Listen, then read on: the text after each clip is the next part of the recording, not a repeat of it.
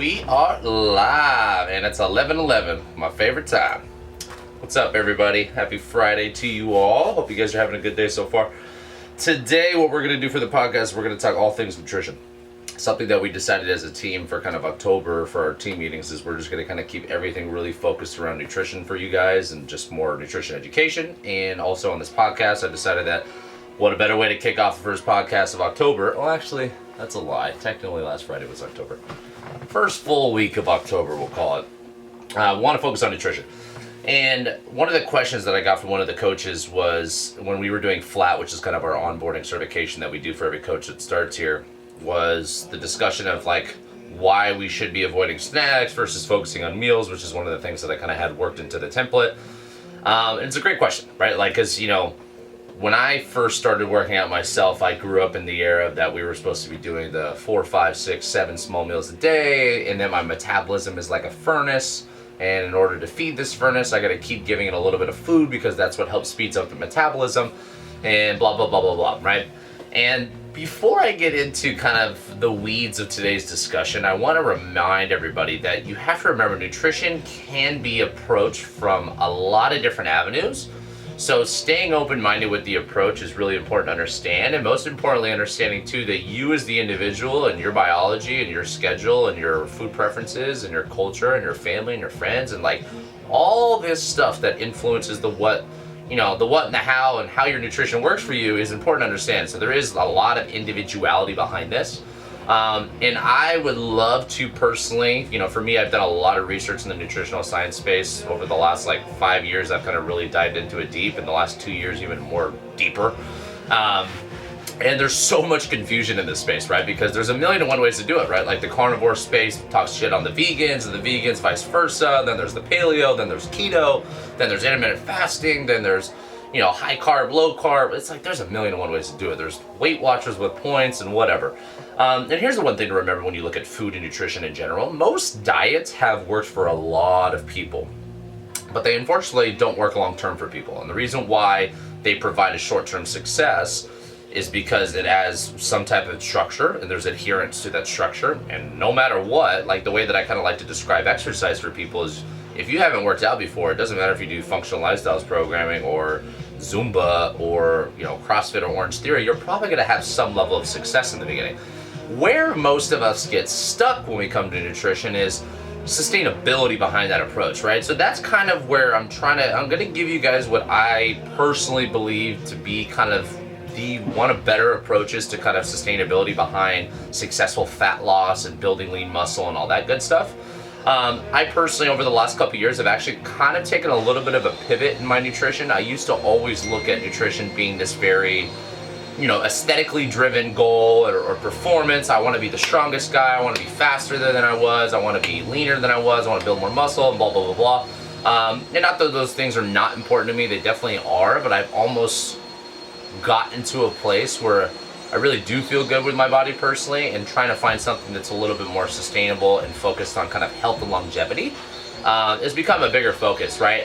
Just like a little backstory on my kind of myself and my family. On my mom's side, my mom's brother, so my uncle, and my mom's dad, they both passed away at a pretty young age. And when I was younger when it happened, I don't think it really set in for me. What I mean by that, like set in for me, like there wasn't really any changes that necessarily come from that.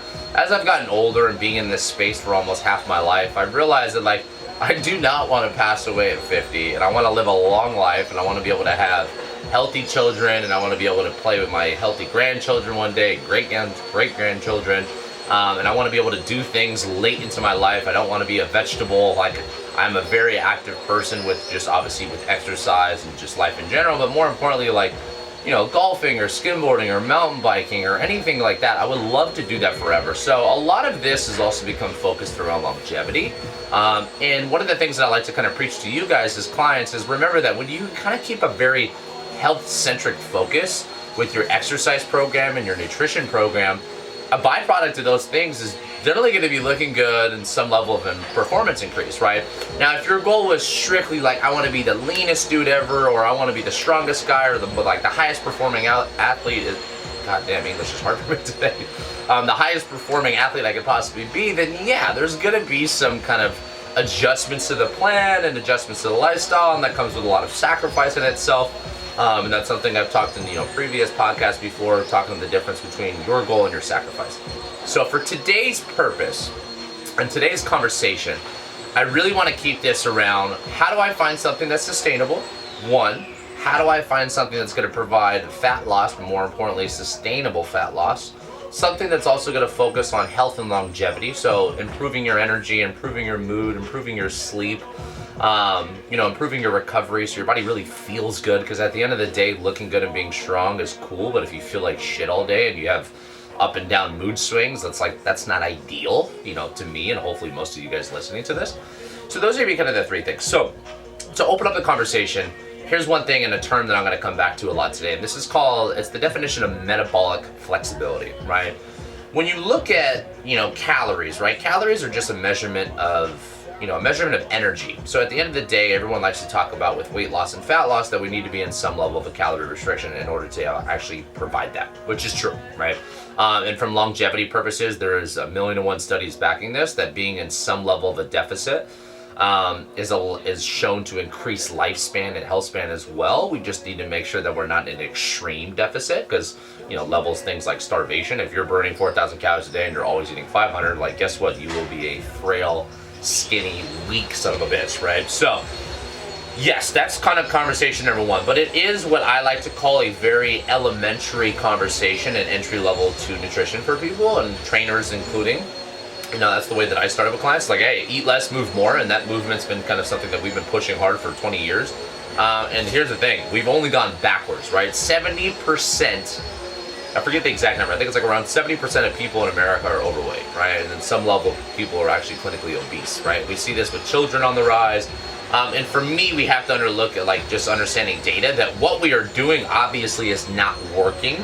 So just look at the data and understand that if we have 70% of the people that are overweight, then we have to understand that probably what we are currently doing is not really working.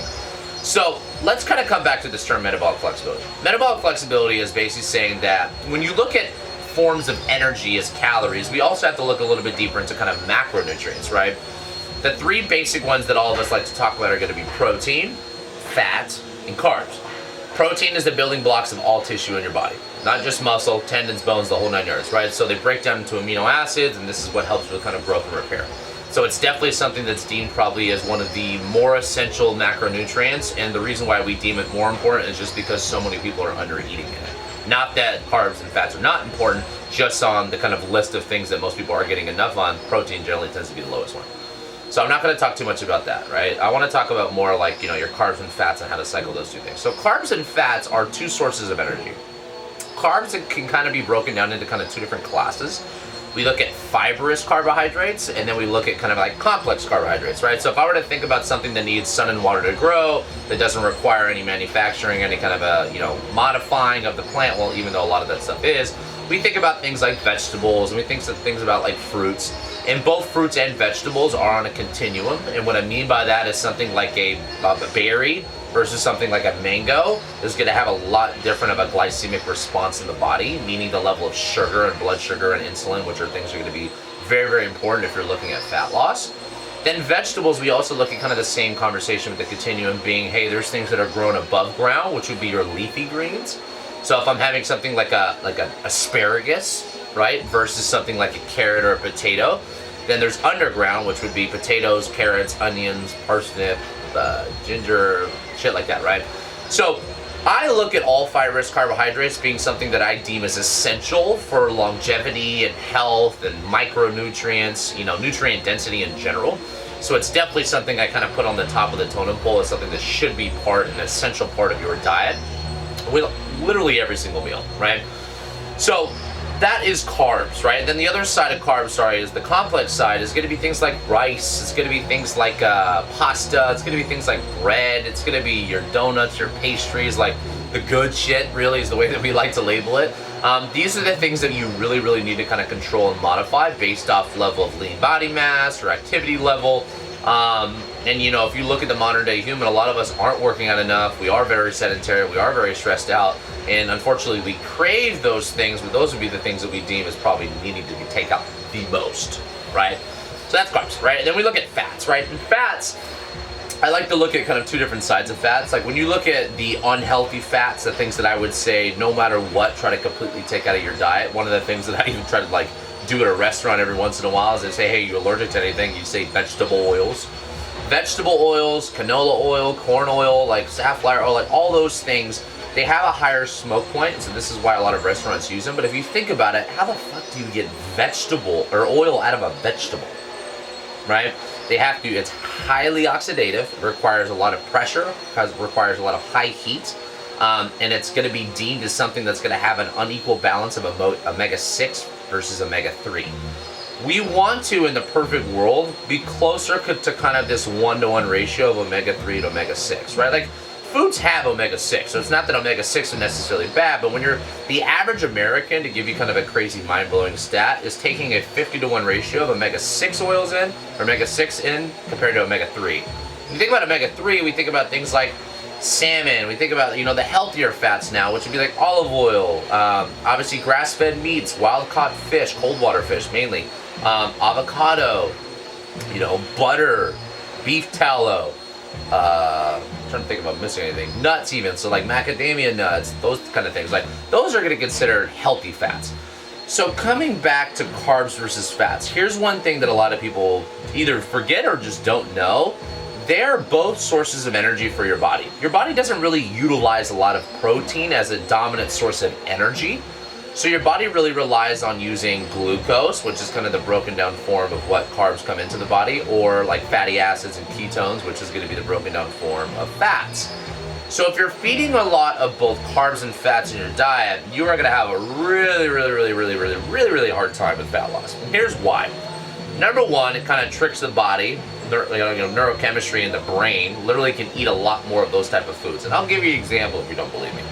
What's the best foods in the world that have both carbs and fats? Ice cream, pizza, you know, I could go down the list forever. They have a lot of carbs and a lot of fats. And guess what? We tend to eat a lot more when there's both of them in the mix, right? So metabolic flexibility is basically the ability for the body to run on glucose when needed, or the ability to switch on to fat burning mode. So when I say, if I were to create the best diet for the human being, for the general average person, we want people to become fat adapted, right? Fat adapted is basically saying that if I'm just gonna make something up here, if I'm a 30-year-old male, I'm 6'1", and I'm 220 pounds, and my goal is to be to 180, you have to remember that you have 40 pounds of fat, possibly even more, of stored energy. Right? So if your goal is fat loss, which is what 90+% of people in the world are probably focusing on, you have to remember that your body actually has stored energy sitting inside of you. So let that sink in, right? So the goal is not necessarily like, what's crazy specific diet can I do that's gonna like enhance fat loss, but it's like, how do I actually get the system itself to turn on for fat loss?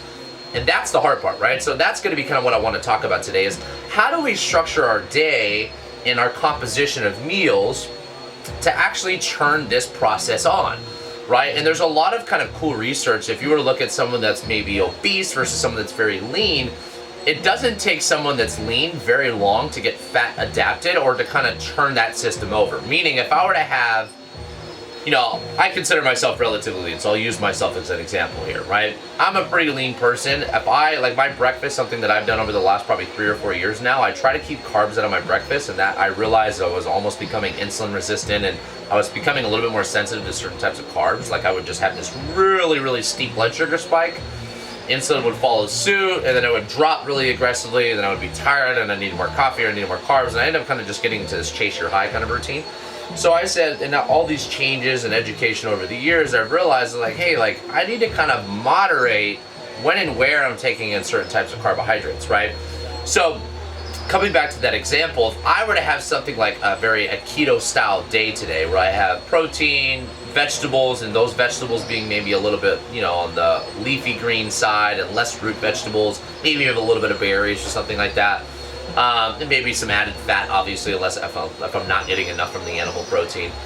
My body can switch on to fat burning mode That easy, right? Then the research on the other side is when you're someone that's obese, that's someone that's maybe been, used to having some level of carbohydrates or processed refined sugars with almost every meal or snack, having one day is actually not enough, right? There's some research that shows that it takes those people 4 weeks, 8 weeks, 12 weeks. So it's something that takes a while for that system to kind of turn over, depending on how long you've been eating a certain type of way. So when I say metabolic flexibility being kind of the goal for most of us, it's the ability to say, when I am having carbs, my body can use that glucose for energy. But also when I go through periods of fasting or periods of carb deprivation, I can actually turn on to fat fuel as my source of fuel, right? And that's what we want. And the reason why is because if we have stored energy, we have to remember that the only way for our body to actually tap into it is, number one, a deficit, obviously, because a deficit is your body saying, hey, I'm burning 3,000 calories a day and you're only giving me 2,500. Well, guess what? I need to make up for that 500 calories somewhere else, and your body's going to tap into what it has. But if you're eating at a deficit, here's the only thing that you need to remember, is with a deficit, there is some metabolic adjustment that follows suit. Meaning if I have 3,000 calories a day as my activity level and I eat 2,000 calories, your body will actually start to slow down its metabolic rate. So non-exercise activity, even some just overall metabolism, it starts to adjust for that. So if you feel like you're actually in a plateau and you are continually eating less and trying to move more, maybe your body has not become fat adapted yet. And that's what we want to look at, right? So the goal of today's conversation and kind of the secret sauce is, how do I get your body to become fat adapted? How do we get your body to become metabolically flexible? So this way it can switch on and off between using fats and carbs. So hearing all that so far, most of you would say, well, okay, well, this sounds like something that maybe would be more like keto, right?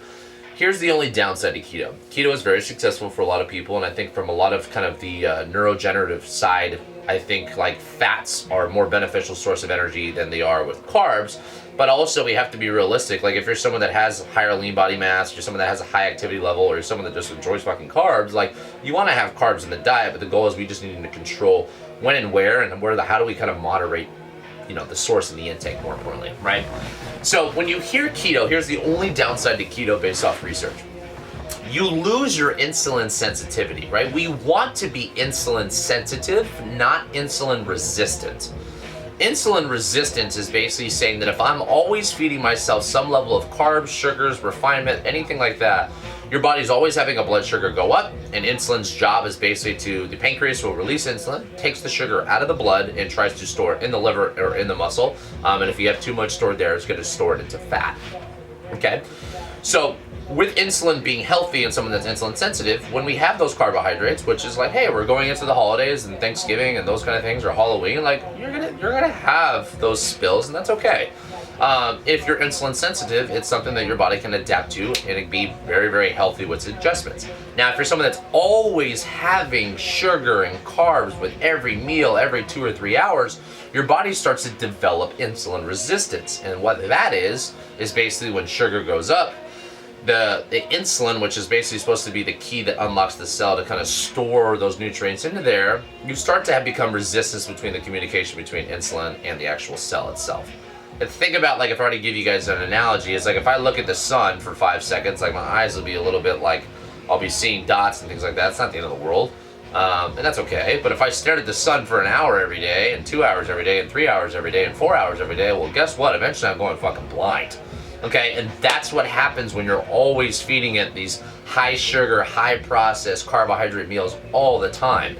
So in order for us to increase insulin sensitivity, in order for us to actually become more fat adapted, in order for us to become more metabolically flexible, there has to be periods between feasting and fasting, right? This is biologically how our genes are designed in humans, right? As humans, we actually had to go hunt for food. Right? So if you think about that, we were actually in fasted states to go earn our food, right? And that's a big thing, right? So let's kind of focus on insulin. I want to kind of carry this conversation over to stress as well. When you look at insulin, insulin is a hormone that, like I said, takes sugar out of the blood, or takes nutrients, fatty acids, amino acids, all that good stuff. And it's a very anabolic hormone. So it's not something that we should be scared of. It's something that we should just deem as something that we should focus on controlling, right?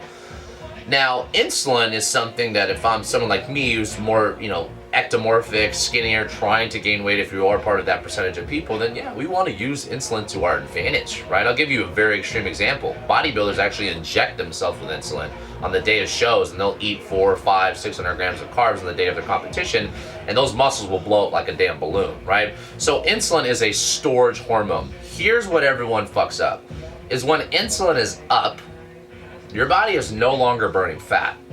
So why, to kind of, in the beginning of this conversation, we want to focus more on meals and less on snacks, is if you're constantly always in this feeding cycle, I eat breakfast, I have a small little snack, I have a Frappuccino, I have lunch, I have a snack, I get another coffee, I have dinner, I have dessert, I have wine, you're eating almost all day long. Your body never gets the opportunity to say, yo, you got 40 pounds of stored fat that we're trying to burn. How do I get into this, right? And the way that we do that is going through periods of fasting, which you can do so many different windows of that. There's intermittent fasting, there's alternate day fasting, there's 24-hour fast, 48-hour fast. I think anything outside of that can be deemed a little bit unhealthy for most people.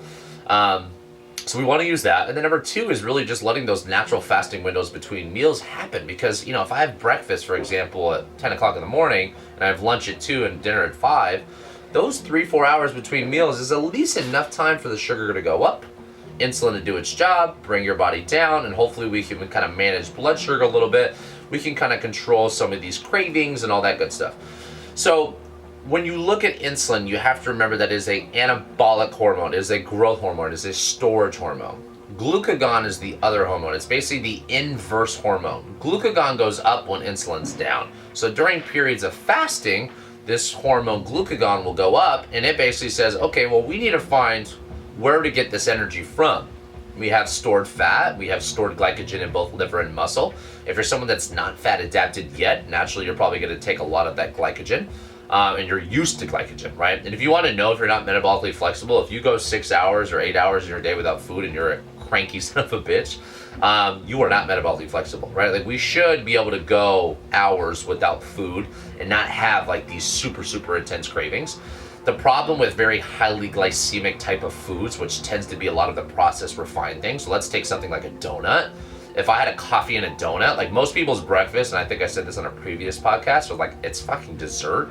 But when you have something that aggressively glycemic, it goes straight through the roof, right? And it comes down just as fast as it went up. And guess what? That's where that little like, oh, I feel like I need a nap, or I need more coffee, and that kind of chasing that high type of mentality. We want to be able to mitigate how much aggressive blood sugar spikes we have. So for example, if I have, like, let's take yesterday's breakfast for me. I had, I think I had 5 eggs. I had some blackberries and blueberries. That was the only fruit we had left. I had a little bit of bacon, a little bit of ground turkey kind of mixed into it, and some spinach in the eggs too, sorry.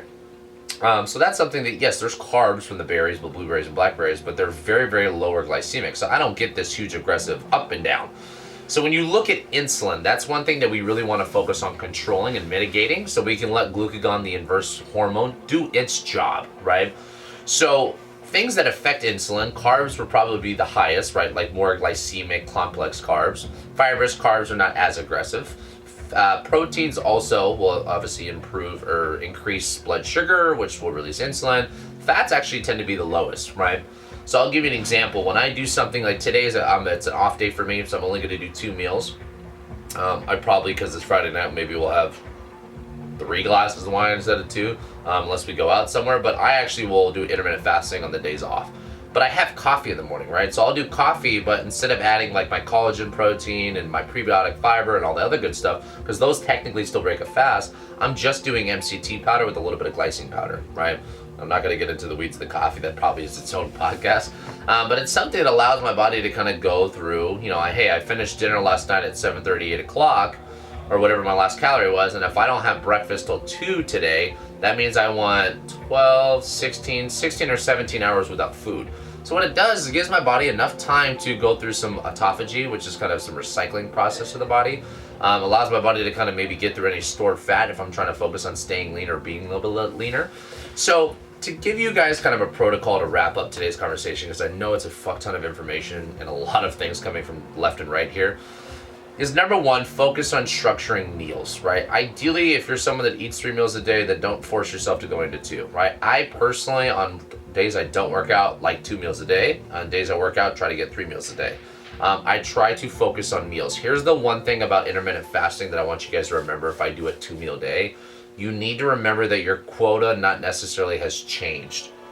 So, where a lot of people screw up intermittent fasting is they go, okay, well, if I'm skipping a meal, that means I'm taking a fuck ton less calories. Yes and no, right? That's one of the advantages of fasting and intermittent fasting in general is it's a good way to kind of calorie restrict yourself. It's a good way to kind of help, cut cravings because you're getting your body used to going hours without food and just kind of going about its day. But we don't want to be at an extreme deficit, right? Just because we're intermittent fasting, you still want to think like, okay, well, I'm still trying to have, 150 grams of protein today or something like that. So if I'm having 2 meals and I'm having 150 grams of protein a day, that's 75 grams of protein. So when I eat my 2 meals, I have a lot more in there, right? So I'll have maybe 8 or 10 ounces of protein. I'll have a cup and a half of vegetables. I'll have a little bit more carbohydrates with those for me personally. So that's one thing to think about is try to stick to meals and not snacks. So this way we're not getting the up and down all day of blood sugar and insulin because we want to get your body enough time to go, hey, we got shit stored. How do I start to utilize this for energy? And over time, your body will start to slowly become more metabolically flexible. So your body will actually get used to running on fats and used to running on carbs when you give it. So that's one thing. Stick to meals, less snacks. Number 2 is give yourself days and or meals of carb deprivation. So on days off, on rest days, yeah, maybe only have 50 grams of carbs or 100 grams of carbs or something like that, depending on your lean body mass. If you're someone that has a lot of muscle, you can have more carbs. If you're someone that has a lot of activity, you can have more carbs. If you're someone that does not have a lot of muscle and you are very sedentary, then yes, you should not be taking a lot of carbohydrates in and or calories and or fat calories. So maybe those are days that you have more fibrous vegetables, maybe a little bit of fruit, a lot more protein, and a little bit of fat. And think about it this way. A lot of times your protein could be your fat intake. If I'm having salmon, that's great fat. If I'm having a steak, that's great fat. If I'm having eggs, that's great fat. But if you're having something like tilapia or chicken or things like that, then yeah, you can add a little bit more fat to those. But giving yourself meals and or days without that gives your body that extra little boost and that extra chance to really get into fat burning. Right? So that's a big thing, right? So if I can kind of cut off today's conversation with just that is focus on meals, ideally 2 or 3 of them. Remember, you still have a quota. We want to be in a calorie deprivation. We still want to have a protein quota.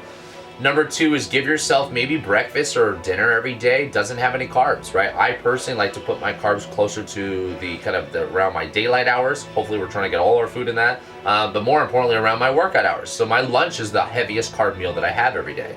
And the reason why is if I'm working out, guess what? My body's burning through glycogen.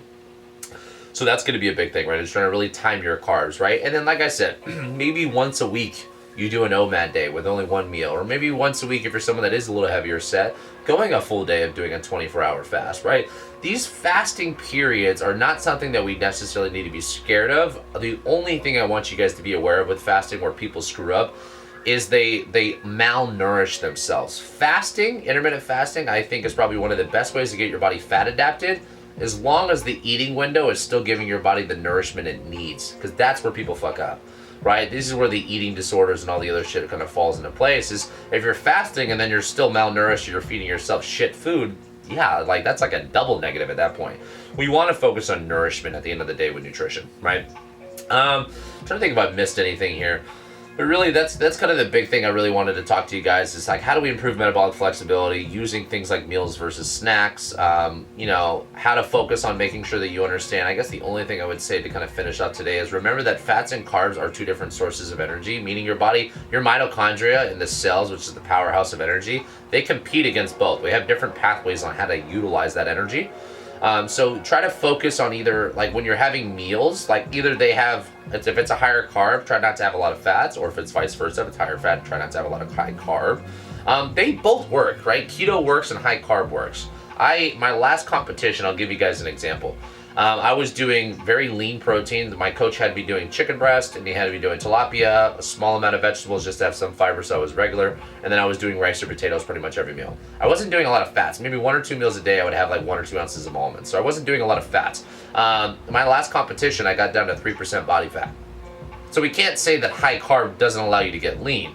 We just have to remember that like we're trying to get your body to be on or off of one of those switches. Now, I personally kind of control